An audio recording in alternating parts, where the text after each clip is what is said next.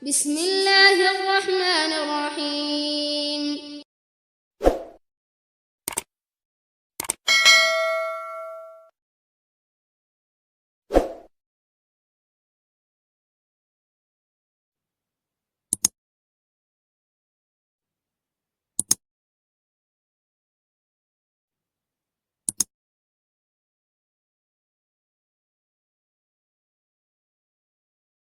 Assalamualaikum warahmatullahi wabarakatuh. Alhamdulillah alladzi akrama man syaa min ibadihi bi rasulillah. Wa salatullahi wa salamuhu ala al-habibil mahbub Habibir Rabbil Alamin al-mab'uthi rahmatan lil alamin Habibina Sayyidina Muhammad wa ala alihi al-muttaharin wa ashabihi tayyibin wa tabi'ina lahum bi ihsanin ila yaumiddin. Allahumma ya Rabbana inna nas'aluka mahabbata habibika Sayyidina Muhammad. A'inna ya Rabbana ala ittiba'i sunnatihi, amitna ya Rabbana ala millatihi, wahsurna ya Rabbana yawmal qiyamati ma'a zumratihi wa tahta liwa'ihi. Allahumma ya Rabbana tahhir qulubana minan nifaq wal hiqdi wal kibri wal riya'i wal ujbi wa hubbid dunya, waj'alna ya Rabbana minal mutahabbina fik wa minal mutajalisina fik wa minal mutazawirina fik wa minal mutabadilina fika innaka anta ala kulli syai'in qadir. Allahumma ya Rabbana arzuqna taubata qabla al-maut wasyahadata indal maut wal jannata ba'dal maut. Amma ba'du. Yang sangat kami cintai, kami muliakan kaum muslimin dan muslimat dimanapun anda berada, para perindu Rasulullah sallallahu alaihi wasallam, perindu ridho Allah. Alhamdulillah, di setiap malam Jumat kita bisa istiqomah di sini, di acara ini, membaca sholawat, membaca sejarah baginda Nabi Muhammad SAW.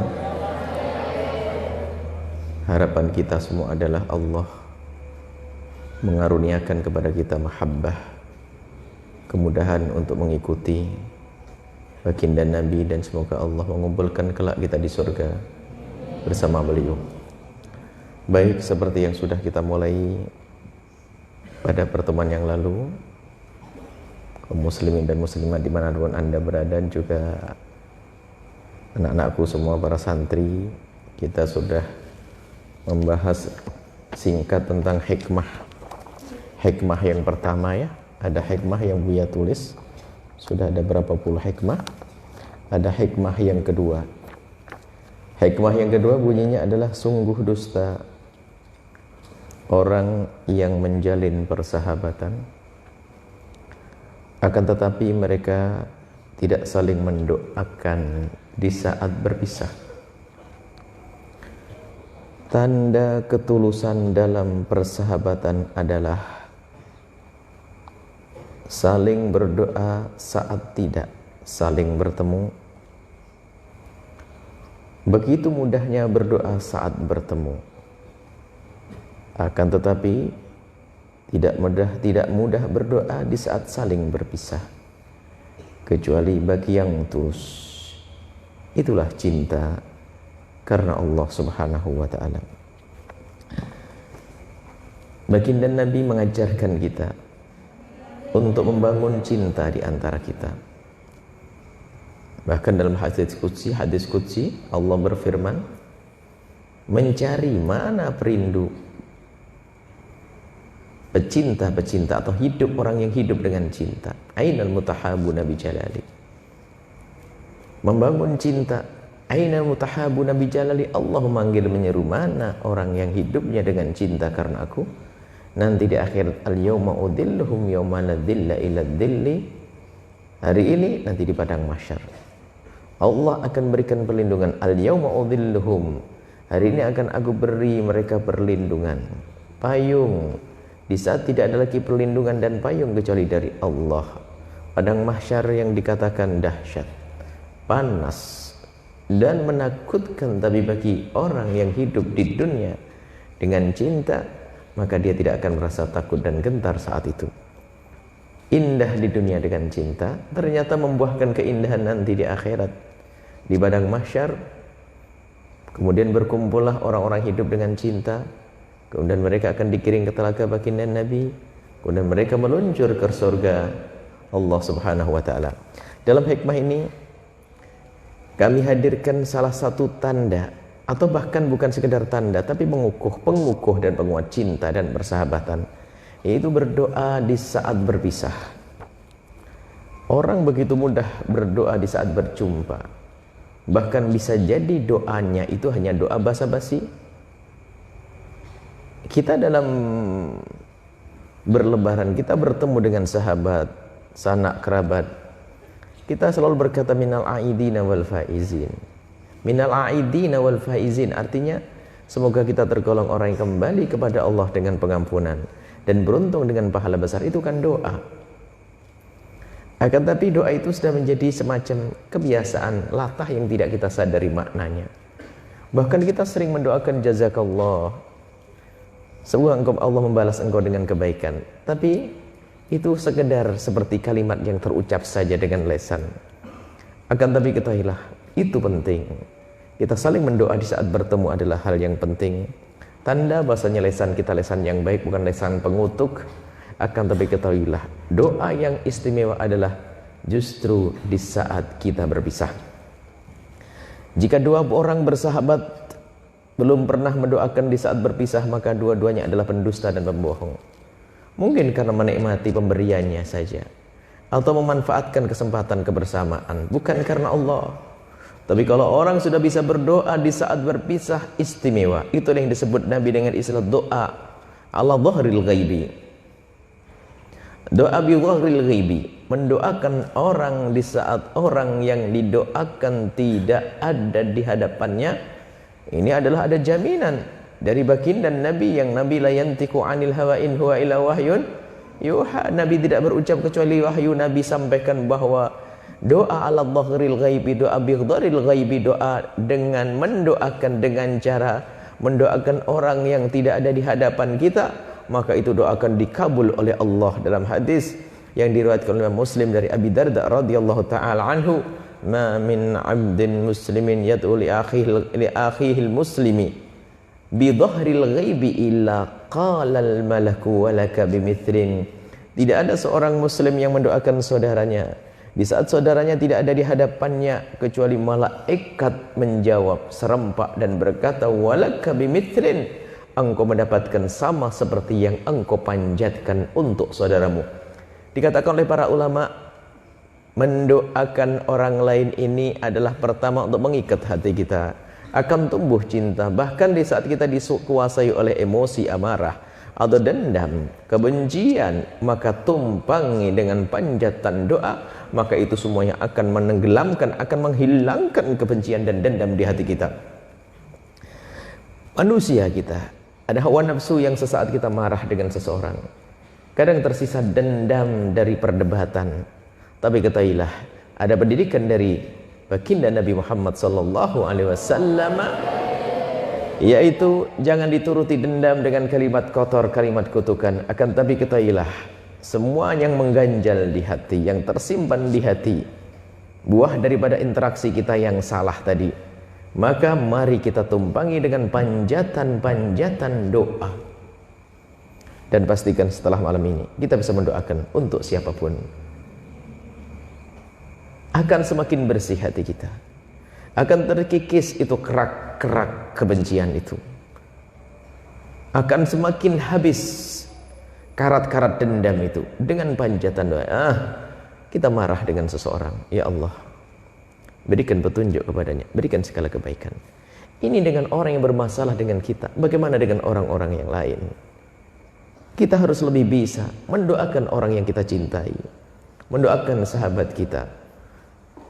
Bahkan biasakanlah, kalau kita menyebut nama saudara kita itu, membiasakan dengan sadar tentunya, bukan kebiasaan latah, membiasakan dengan sadar kita mendoakan saudara kita. Misal kita lagi buka handphone, lalu kita akan membuka WA, di grup di WA ada nama 12-15 saudara kita.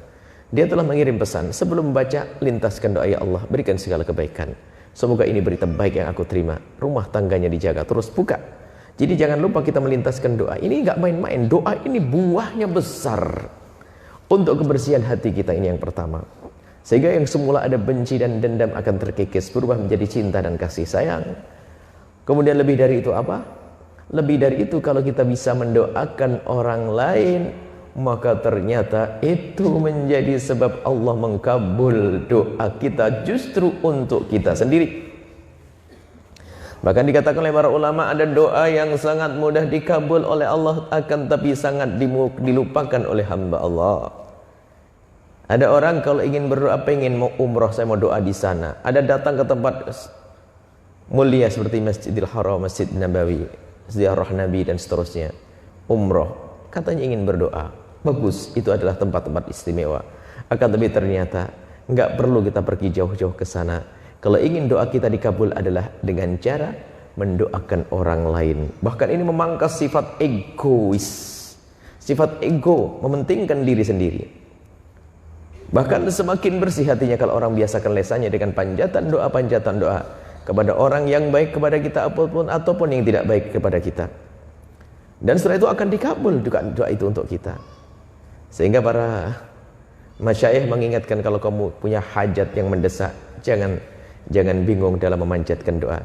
Cari orang yang selama ini paling bermasalah denganmu, dan juga kumpulkan bersama orang yang paling kau cintai saat ini, yang hidup bersamamu, istrimu, anakmu, dan gabungan dengan orang yang paling memusuhimu. Panjatkan doa bersama, ya Allah berikan kepada mereka ini segala kebaikan, maka Allah akan berikan kepadamu sebelum Allah memberikan kepada mereka. Inilah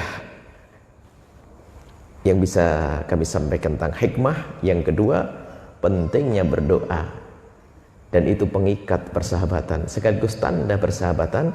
Jangan sampai kita ngaku bersahabat akan tapi tidak pernah berdoa di saat berpisah. Bahkan doa di saat berpisah itu tanda pengikat, penguat cinta di antara kita semuanya. Jangan lupa mendoakan guru-guru kita, mendoakan orang tua kita, mendoakan saudara-saudara kita, mendoakan siapapun yang dekat dengan kita, bahkan siapapun yang bermasalah dengan kita. Jangan lupa untuk kita mendoakannya. Dan mendoakan di saat berpisah itu ketulusan sesungguhnya, ketulusan yang sesungguhnya. Kalau ada orang mendoakan di depan mukanya, bisa saja itu menjilat karena baru dikasih lalu berkata, oh semoga rezekinya semakin banyak, Allah ampuni, masukkan surga, pangkat tinggi. Karena masih di depan mukanya, baru dikasih sarung, banyak doanya karena minta baju koko setelah itu. Tapi kalau orang mendoakan di saat berpisah, tulus, nggak ada pamrih. Bahkan mungkin kalau kita diberi oleh seseorang hadiah, bawa hadiah itu, biar kita mendoakan di depan mukanya, bab syukur, bab terima kasih. Tapi lebih istimewa lagi setelah itu, kita bawa ke kamar kita yang sepi, tidak ada orang lain yang melihat, kita pegang itu hadiah, ya Allah ini hadiah dari saudaraku, berikan kepadanya segala kebaikan. Itu tulus, karena doanya adalah doa bidhahril ghaibi, doa dengan cara di saat orang tidak ada di hadapan kita. Dan setelah kita mendoakan sahabat saudara kita di saat kita tidak di hadapannya, dan setelah itu jangan cerita. Kalau ceritalah hancur, hilanglah semuanya. Berkata, semalam saya doakan kamu, Allah bidhahril ghaibi, di saat kau tidak ada di hadapanku, aku doakan semalam. Ngapain ngomong-ngomong, itu sama aja. Jadi tidak usah ngomong. Jadi seperti ini adalah hikmah yang kedua. Bahkan di pungkasannya kita sebut itu adalah sebuah ketulusan, dan itulah cinta karena Allah Subhanahu wa taala. Cinta karena Allah ditandai dengan banyak mendoakan di antara kita. Mari kita biasakan doa di antara kita, doa-doa kebaikan ya. Kalau sudah lesan kita biasa dengan doa-doa kebaikan, subhanallah, keberkahan akan Allah berikan kepada kita. Dan lebih besar lagi nanti adalah setiap doa yang dipanjatkan seorang hamba yang beriman, Allah akan kasih Karena Allah sudah berjanji, ud'uni astajib lakum. Mintalah kepadaku, niscaya akan aku beri. Kemudian pemberian Allah ada kadang diberikan di dunia, ada juga nanti diberikan di akhirat. Dan pemberian yang luar biasa dari panjatan doa itu adalah di saat Allah memberikan kepada kita di akhirat akan menjadi pahala yang melimpah dan juga akan menjadi sebab kita naik pangkat yang tinggi di hadapan Allah Subhanahu wa taala. Semoga Allah menjadikan kita hamba yang saling mencintai karena Allah, berkasih sayang karena Allah, bertemu karena Allah, kelak berjumpa di surga bersama Nabi Muhammad sallallahu alaihi wasallam. Wallahu a'lam bissawab.